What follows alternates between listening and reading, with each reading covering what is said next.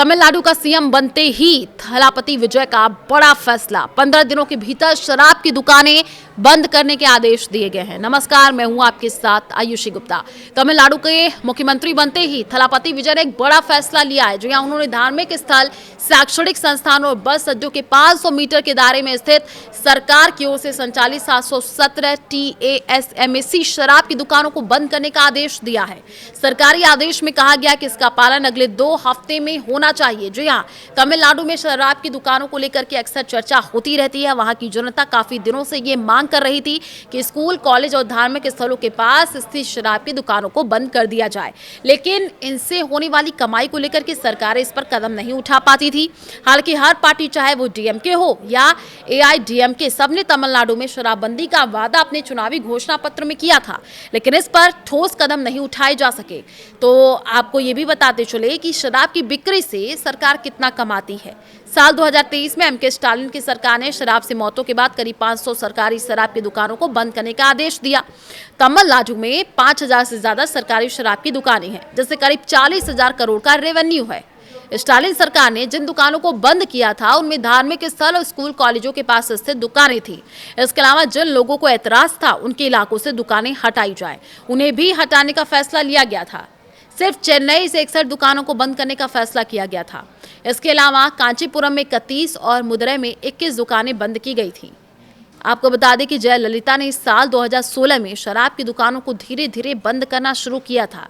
एक के बाद एक राज्य सरकारें ये तर्क देती रहीं कि पूरी तरह से शराबबंदी से गैर कानूनी शराब का रास्ता खुल जाएगा, जिससे जाने भी वो जाएंगी।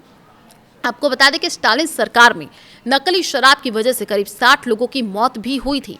मुख्यमंत्री के इस फैसले के बाद आम लोगों में खुशी का माहौल देखा जा रहा है। सोशल मीडिया पर भी फैसले की जम करके चर्चा हो रही है। सरकार के मुताबिक तमिलनाडु स्टेट मार्केटिंग कॉर्पोरेशन यानी TASMAC फिलहाल राज्य में 4765 शराब की दुकानों का संचालन कर रहा है। मुख्यमंत्री के निर्देश के बाद अधिकारियों ने पूरे राज्य में विशेष सर्वे किया, जिसमें उन दुकानों की पहचान की गई जो धार्मिक स्थल, शैक्षणिक संस्थान और सार्वजनिक परिवहन केंद्रों के बेहद करीब थी। सर्वे रिपोर्ट में सामने आया है कि 276 शराब दुकानें मंदिर और अन्य धार्मिक स्थलों के पास थीं। 186 दुकानें स्कूल और कॉलेजों के नजदीक संचालित हो रही थी, जबकि 255 दुकानें बस स्टैंड के आसपास थीं। इन सभी 717 दुकानों को अगले 2 सप्ताह के भीतर बंद करने का निर्देश दिया गया है।